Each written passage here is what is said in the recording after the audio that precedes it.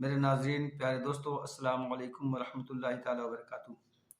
رمضان شریف میں جب روزے رکھے جاتے ہیں تو ان کے کچھ مفسدات ہوتے ہیں، یعنی روزے کو توڑنے والی کچھ چیزیں ہوتی ہیں جو ہم نے اپنے ویڈیو میں بتا دیا آپ کو، اور کچھ ہوتی ہیں جو لغویات ہوتی ہیں۔ عام رواج اس کا تو ہوتا ہے، مگر حقیقت میں ان چیزوں سے روزہ نہیں ٹوٹتا۔ وہ چیزیں ہمارے لیے جاننا ضروری ہیں، اور ہم کو اپنے اسلام کے بارے میں نالج ہونا لازم و ضروری ہے۔ میرے عزیز بھائیوں، 21 چیزیں ہیں جن سے روزہ نہیں ٹوٹتا، مگر عوام یہ سمجھتی ہے کہ اس سے روزہ ٹوٹ جاتا ہے۔ ان میں سے سب سے پہلا ہے بھول کر کھانا پینا یا جمع کرنا۔ اگر کسی بندے نے بھولے سے کھا پی لیا یا جمع کیا تو پھر روزہ اس کا نہیں جائے گا، اس کا روزہ برقرار رہے گا۔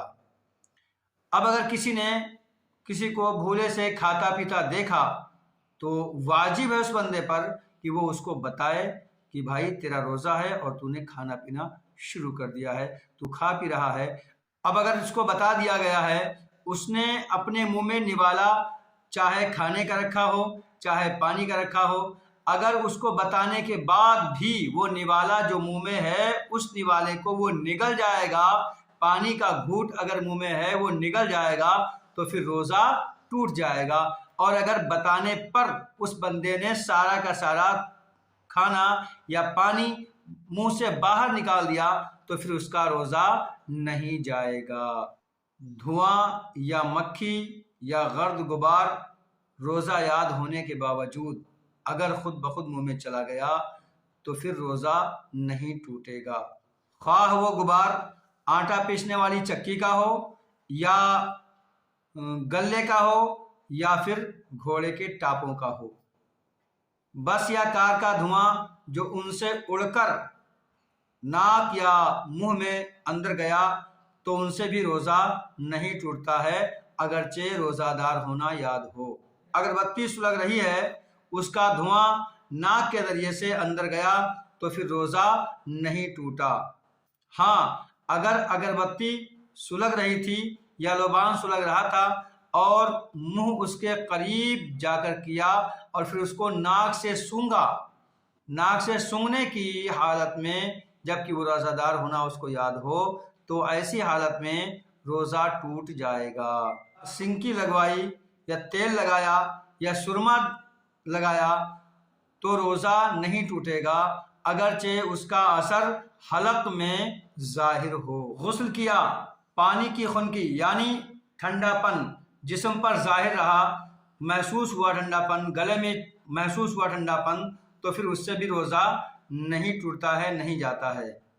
کلی کی اور بالکل پانی تھوک دیا پھر بھی پانی کی نمی تھوڑی سی باقی رہی تو اس کے نگل جانے سے روزہ نہیں ٹوٹتا ہے۔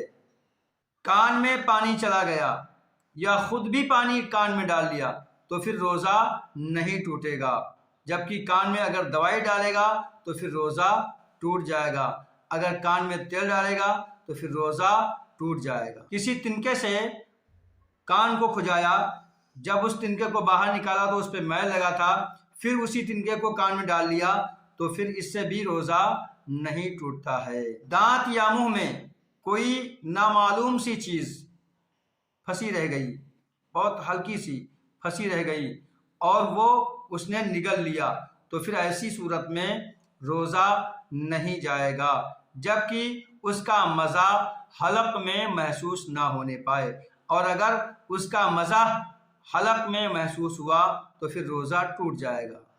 دانتوں سے خون نکلا اور وہ خون نکل کر حلق تک نہیں پہنچا، یوں ہی تھوک دیا تو پھر روزہ نہیں ٹوٹے گا، اور اگر حلق سے نیچے خون اتر گیا تو پھر روزہ ٹوٹ جائے گا۔ صبح صادق سے پہلے کھا رہے تھے کہ جو سحری کا وقت ختم ہے اس وقت آپ نے اپنے منہ میں لقمہ کھانے کا لیا یا پھر پانی کا لیا اور ٹائم ختم ہو گیا تو ٹائم ختم ہوتے ہی اگر اس لقمے کو یا پانی کے گھونٹ کو آپ نے نگل لیا تو پھر روزہ نہیں ہوگا، اور اگر آپ نے اس لقمے کو یا اس پانی کے گھونٹ کو تھوک دیا تو پھر آپ کا روزہ ہو جائے گا۔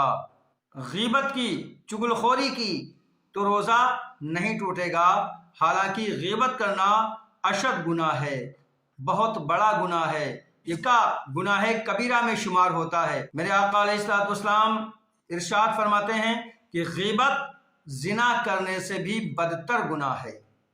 اپنے کسی بھائی کی چغل خوری نہ کی جائے، اس کی برائی نہ کی جائے، اس کی غیبت نہ کی جائے۔ جنابت یعنی رات میں غسل بندے پر فرض ہوا، اس نے یوں ہی سحری کر لی، ابھی نہایا نہیں، کھانا کھا لیا، کھانے سے فارغ ہو گیا، دن پورا یوں ہی ناپاکی کی حالت میں اس نے گزار دیا، تو ایسی صورت میں روزہ ہوگا یا نہیں؟ ایسی صورت میں اس کا روزہ تو مان لیا جائے گا، روزہ اس کا ہو جائے گا، مگر نمازیں چھوڑنے کا اس پر گناہ پڑے گا اور یہ حرام ہے۔ کیونکہ میرے آقا علیہ الصلوۃ والسلام ارشاد فرماتے ہیں کہ جس گھر میں جنبی ہوتا ہے یعنی ناپاک شخص ہوتا ہے یا کتا ہوتا ہے، اس گھر میں رحمت کے فرشتے نہیں آتے۔ تھوک یا بلغم نگلتا گیا چاہے جتنا نگل جائے تو اس سے بھی روزہ نہیں ٹوٹتا ہے۔ اللہ عز و جل ہم سب کو رمضان شریف کے فیوز و برکات سے مالا مال فرمائے۔ میرے ناظرین، اگر ہمارے چینل پر آپ نئے ہیں تو میرے چینل کو سبسکرائب کر لیں، بیل آئیکن کو پریس کر لیں اور میرے ویڈیوز شیئر کر دیں۔ السلام علیکم ورحمۃ اللہ تعالیٰ وبرکاتہ۔